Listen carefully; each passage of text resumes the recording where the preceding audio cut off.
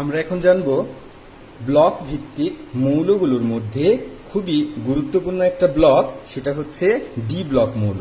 এই D block মৌলের আলাদা আরেকটা পার্ট আছে অবস্থানান্তর মৌল। তাহলে ডি ব্লক মৌল কি এবং অবস্থানান্তর মৌল কি সেই সম্পর্কে আমরা আজকের এই ভিডিওটিতে জানতে পারবো। তো প্রথমে আসি ডি ব্লক মৌল সম্পর্কে।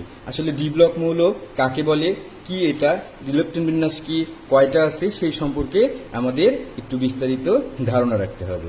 যেমন ডি ব্লক মৌল কাকে বলে? ডি ব্লক মৌল হচ্ছে যার সর্বশেষ ইলেকট্রন ডি অরবিটালে প্রবেশ করে তাদেরকে ডি ব্লক মৌল বলা হয়। তার ইলেকট্রন কনফিগারেশনটা জেনে রাখতে হবে। ইলেকট্রন কনফিগারেশনটা কি? যে ডি ব্লক মৌলের ইলেকট্রন বিন্যাসে ডি অরবিটালে 1 থেকে 10টা ইলেকট্রন থাকবে এবং এস অরবিটালে 1 থেকে 2টি ইলেকট্রন থাকতে পারে। এটার মৌলের সংখ্যা কতটি? 41টি। এগুলোর সবগুলোই হচ্ছে কি এক ধরনের ভারী ধাতু থাকে। এটার ল্যান্থেনাইড এবং অ্যাক্টিনাইড সিরিজের মধ্যে 3টা মৌল ডি ব্লকের থাকে, যেটা খুবই গুরুত্বপূর্ণ। যেমন ল্যান্থেনাইড, অ্যাক্টিনিয়াম এবং থোরিয়াম, এই 3টি হচ্ছে ডি ব্লক মৌল। যেমন উদাহরণ হিসেবে আমরা এখানে অনেক ডি ব্লক মৌল সম্পর্কে জানতে পারি। বেসিক্যালি এখানে আয়নিক অবস্থায় ডি ব্লক মৌলগুলোকে বলা হয়েছে, উদাহরণ দেওয়া হয়েছে। তাহলে এখানে কয়েকটা জিনিসের এক্সাম্পল আমরা একটু দেখব। যেমন আয়রন স্বাভাবিক অবস্থায় তার ইলেকট্রন কনফিগারেশনটা কেমন আমরা সেটা দেখে নিই। 4s2 3d6। এরপর আয়রনের 2টি জারণ অবস্থা থাকে, +2 এবং +3। তাহলে আয়রন +2 এই জারণ অবস্থায় 4s থেকে 2টি ইলেকট্রন চলে যায়, 3d-তে 6টি ইলেকট্রন থাকে। আয়রনের আরো সুস্থিতিশীল একটা অবস্থা আছে +3। এই অবস্থায় আয়রন কি করতে পারে? এই অবস্থায় আয়রন 3d5 এই অবস্থায় থাকতে পারে। কেন থাকে? আমরা জানি যে ডি অরবিটাল বা যে কোনো অরবিটাল সবসময় অর্ধপূর্ণ বা পূর্ণ এই অবস্থায় থাকতে চায় সবচাইতে বেশি স্থিতিশীলভাবে। এরপর স্ক্যান্ডিনিয়াম আরেকটি ডি ব্লক মৌল, যার পারমাণবিক সংখ্যা হচ্ছে কত? 21। এর ইলেকট্রন বিন্যাস আমরা দেখতে পাচ্ছি 4s2 3d1। এরপর স্ক্যান্ডিনিয়াম +3 অবস্থায় সবচাইতে বেশি স্থিতিশীল থাকে, যার জন্য 4s থেকে এবং 3d থেকে 2টি টোটাল 3টি ইলেকট্রন এখান থেকে চলে যায়। এভাবে সবচেয়ে স্থিতিশীল অবস্থা হচ্ছে স্ক্যান্ডিনিয়ামের 3+। জিঙ্ক পারমাণবিক সংখ্যা 30। তাহলে জিঙ্কের 2টি ইলেকট্রন চলে গিয়ে সেটার লাস্ট অরবিটালটা সবচেয়ে বেশি স্থিতিশীল থাকে, সেখানে 10টি ইলেকট্রন থাকে। এখন আসি অবস্থানান্তর মৌল বা ধাতুর মধ্যে। এই যে ডি ব্লক মৌল দেখতে পাচ্ছি, অবস্থানান্তর মৌল দেখতে পাচ্ছি, এদের মধ্যে একটু তফাৎ আছে। এখানে অবস্থানান্তরের ইলেকট্রন কনফিগারেশন এবং ডি ব্লকের ইলেকট্রন কনফিগারেশন পরস্পর থেকে একটু ভিন্নতা আছে। সেই ভিন্নতাটা কি? এখানে আমরা ডি ব্লকে যেটা দেখতে পাচ্ছি যে এখানে 1 থেকে 10টি ইলেকট্রন থাকলে, অর্থাৎ লাস্ট কক্ষপথে ডি অরবিটাল ইলেকট্রন থাকলে আমরা তাকে ডি ব্লক মৌল বলি। কিন্তু অবস্থানান্তরের ক্ষেত্রে ইলেকট্রন কনফিগারেশনটা একটু ভিন্ন থাকতে হয়। অর্থাৎ অবস্থানান্তরের সংজ্ঞাটা হচ্ছে যে ডি অরবিটালটা আংশিকভাবে পূর্ণ থাকতে হবে। তাহলে আংশিকভাবে পূর্ণ থাকতে হলে এই কথাটার অর্থ হচ্ছে কি যে ডি অরবিটালে 1 থেকে 9টি ইলেকট্রন থাকতে হবে। এটা হচ্ছে অবস্থানান্তর মৌলের বা ধাতুর বৈশিষ্ট্য, যেটা ডি অরবিটাল অর্ধপূর্ণ, আংশিক, পূর্ণ থাকবে। অবস্থানান্তর হওয়ার শর্ত এখানে বলা হয়েছে যে ডি অরবিটাল স্থিতিশীল যখন আয়ন হবে, স্থিতিশীল আয়নে ডি অরবিটালটা আংশিকভাবে অর্থাৎ 1 থেকে 9টি ইলেকট্রন থাকতে পারে। এখানে আরেকটা কথা আমরা একটু জেনে নিতে পারি। যেমন সকল অবস্থানান্তর ডি ব্লক মৌল, কিন্তু সকল ডি ব্লক অবস্থানান্তর নয়। যেমন এই 2টা জিনিস, এবং এইখানে আয়রন, স্ক্যান্ডিনিয়াম এবং জিঙ্ক, এদের মধ্যে যদি আমরা কম্পেয়ার করি, এরা হচ্ছে সবাই আসলে কি?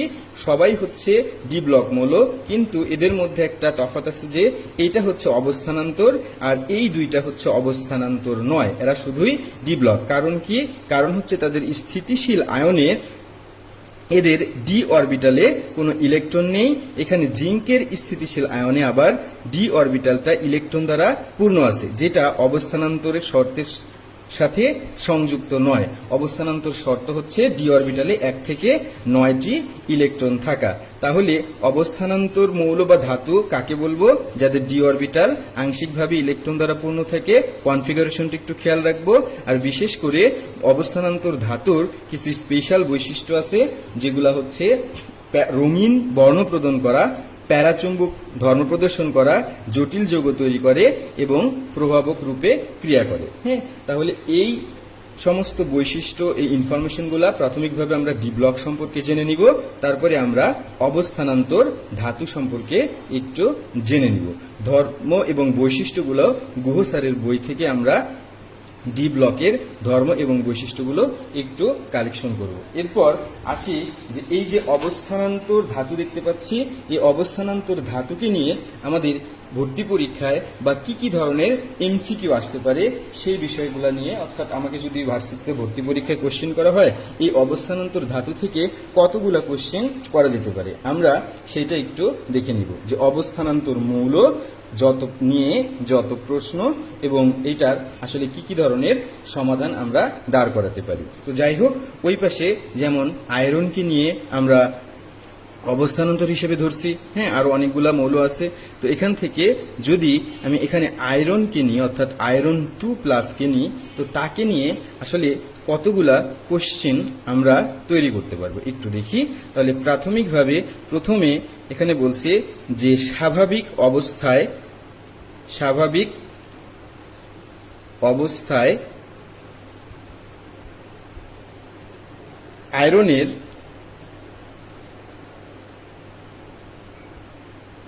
ইলেকট্রন বিন্যাস কত? ই বিন্যাস কত? তাহলে আরেকটা প্রশ্ন করতে পারি কি, এই ক্যাটায়নিক অবস্থায় অর্থাৎ Fe2+ এর ইলেকট্রন বিন্যাস সেটা কি? প্রশ্ন থাকতে পারে Fe2+ এর সর্ববহিস্থ কক্ষপথে ইলেকট্রন সংখ্যা কতটি? প্রশ্ন থাকতে পারে Fe2+ এর সর্বশেষ অরবিটালে ইলেকট্রন সংখ্যা কতটি? যদি আরো একটা প্রশ্ন করি, Fe2+ এর অযুগ্ম ইলেকট্রন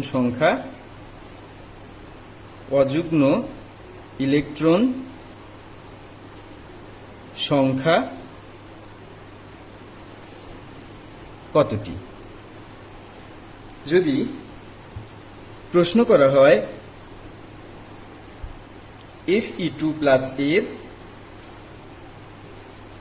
ম্যাগনেটিক মোমেন্ট এর মান কত? যদি আমাকে প্রশ্ন করা হয় এটা প্যারাচুম্বক, Fe2+ কি প্যারাচুম্বক? না, প্যারাচুম্বক নয়।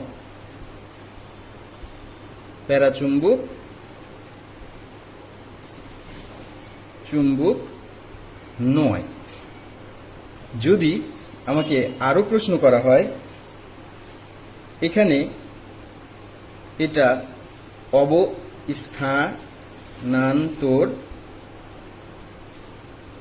অথবা অবস্থানান্তর না, এখান থেকে যদি আমাকে প্রোটন সংখ্যা বের করতে বলা হয়, এখান থেকে যদি আমাকে ইলেকট্রন সংখ্যা বের করতে বলা হয়, এখান থেকে আমাকে যদি আরেক গুরুত্বপূর্ণ একটা কোশ্চেন হচ্ছে যে নিট চার্জের মান বের করতে বলে। নিট চার্জ কত এটার। তাহলে এই গুরুত্বপূর্ণ কোশ্চেন, অর্থাৎ একটা অবস্থানান্তর ধাতু থেকে যদি আমাকে করা হয় তখন আমি সেটা আসলে কিভাবে সেটা বের করতে পারি সেই জিনিসটা আমরা একটু দেখে নেব। প্রথমে আসি যে স্বাভাবিক অবস্থায় আয়রনের ইলেকট্রন বিন্যাস। তো আমরা এটা জানি সবাই যে স্বাভাবিক অবস্থায় আয়রনের ইলেকট্রন বিন্যাস কত থাকে। স্বাভাবিক অবস্থায় আমরা আয়রনের ইলেকট্রন বিন্যাসটা প্রথমে করে নেই যে আর্গন 4s এ 2টি ইলেকট্রন, 3d তে 6টি ইলেকট্রন। তাহলে আয়রন 2+ অর্থাৎ ক্যাটায়নিক অবস্থায় যখন আয়রন থেকে 2টি ইলেকট্রন চলে যায়, ক্যাটায়ন উৎপন্ন হয়, তখন এই আয়রন 2+ অবস্থায় এর ইলেকট্রন বিন্যাসটা কত হবে। এখানে আর্গন, তারপরে 4s থেকে 2টি ইলেকট্রন চলে যায়, 3d তে 6টি ইলেকট্রন থাকে। বলা হয়েছে যে এইবার Fe2+ এর সর্ববহিস্থ কক্ষপথ, এখানে 2টি কোশ্চেন করা হয়েছে, একটু খেয়াল রাখতে হবে। যদি বলে আমাকে কক্ষপথের কথা, না বলা হয়েছে আমাকে কি অরবিটালের কথা। যদি কক্ষপথে ইলেকট্রন চায় তাহলে এক ধরনের ইলেকট্রন হবে, অরবিটালে যদি ইলেকট্রন হয় ইলেকট্রনের সংখ্যা আরেকটি হবে। কক্ষপথ মানে হচ্ছে কি, মানে হচ্ছে যে আয়রনের সর্বশেষ কক্ষপথ আমরা এখানে দেখতে পাচ্ছি হচ্ছে কি 3 নাম্বার কক্ষপথ। Fe2+ এ 3 নাম্বার কক্ষপথের ইলেকট্রন কনফিগারেশনটা কি আছে, যেখানে 3s এ 2টি ইলেকট্রন আছে, 3p তে 6টি ইলেকট্রন আছে এবং 3d তে 6টি ইলেকট্রন আছে। তাহলে মোট ইলেকট্রন সংখ্যা ওইখানে এই কক্ষপথটিতে কয়টা দাঁড়াচ্ছে, 2টি, 6টি এবং 6টি, 6 6 12 আর 2 এ 14টি, অর্থাৎ সর্বশেষ কক্ষপথে ইলেকট্রন সংখ্যা হচ্ছে 14টি।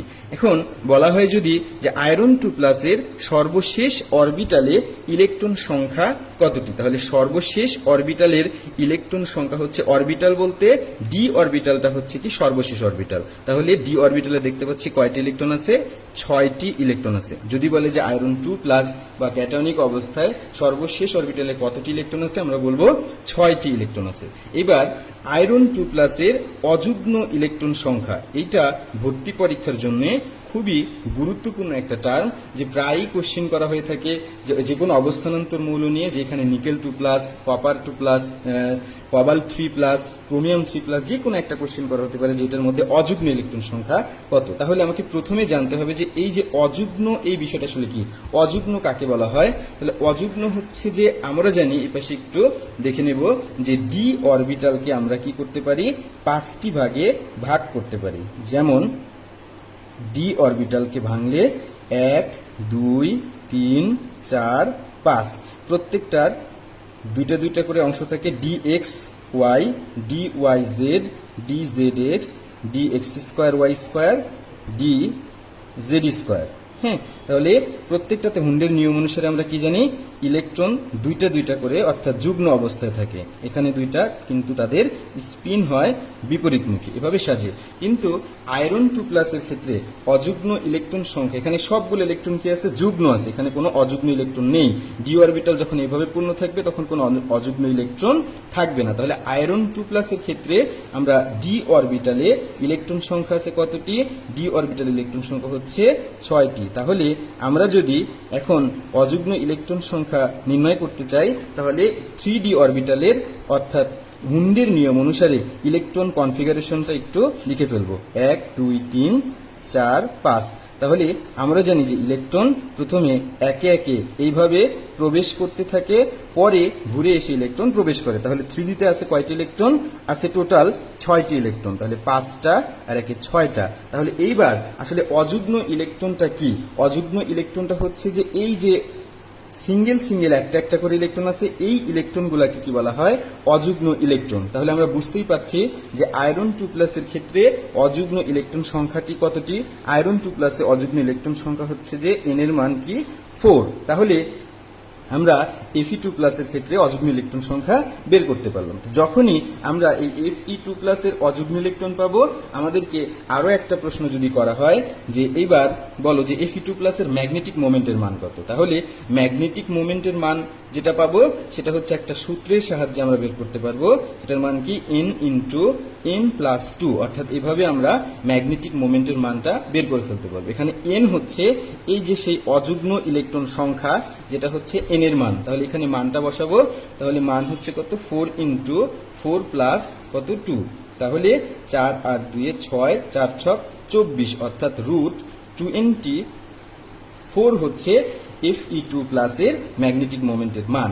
তো প্যারাচুম্বক বা ডায়াচুম্বক এই একটা ব্যাপার আছে যে এখানে প্যারাচুম্বক নয়, বা যদি থাকে যে ডায়া চুম্বক কোনটি, হ্যাঁ, ডায়া চুম্বক আমরা কিভাবে নির্ণয় করব।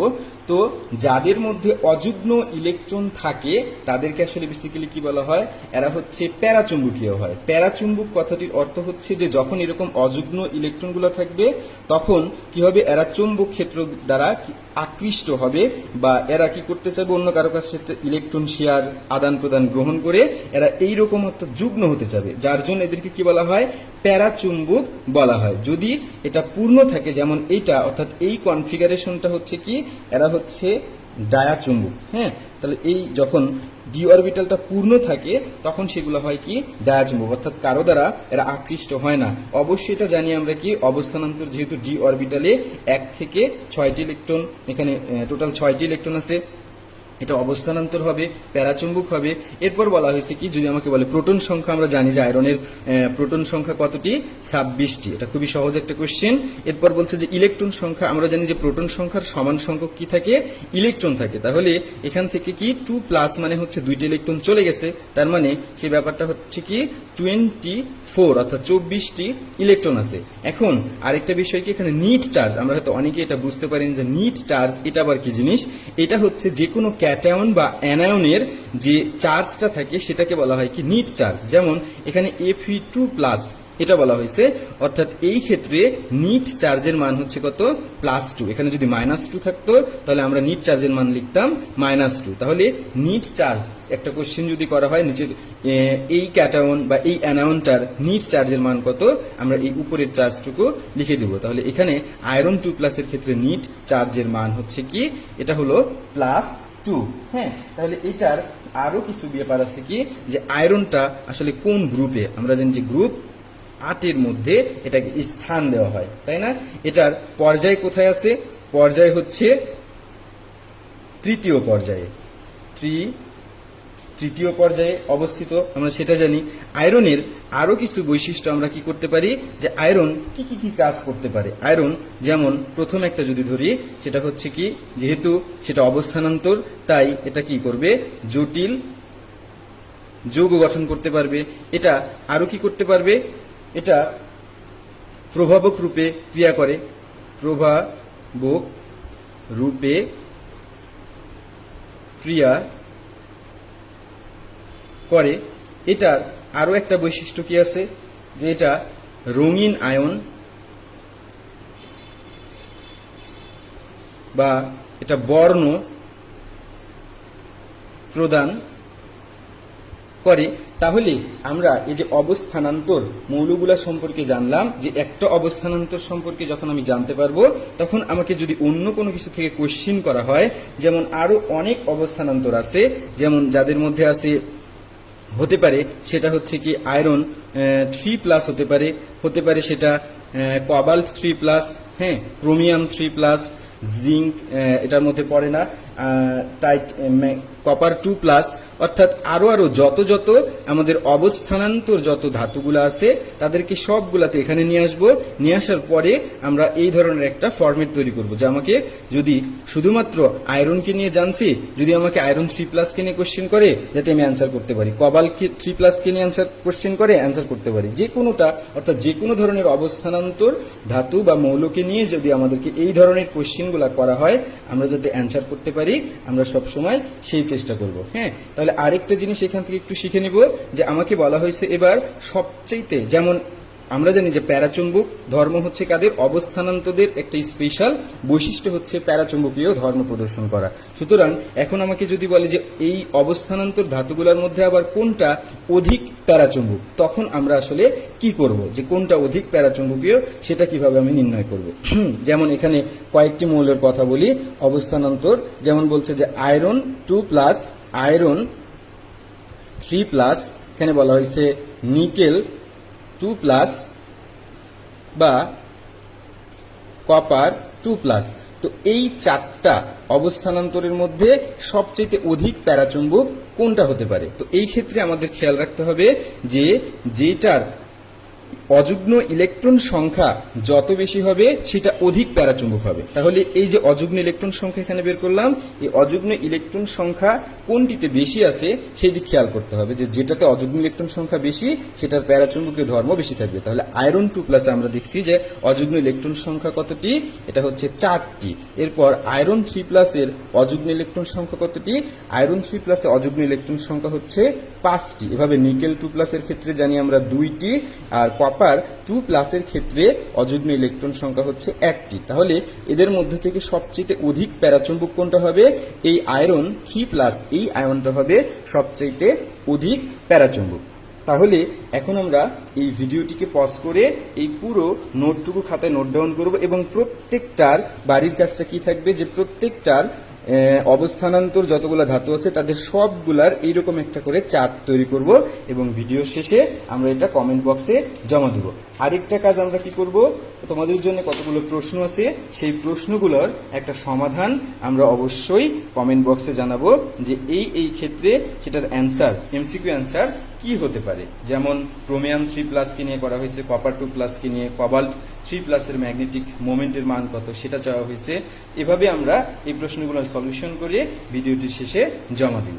ওকে, ঠিক আছে, সবাইকে ধন্যবাদ, ভালো থাকবে, আবার পরে দেখা হবে।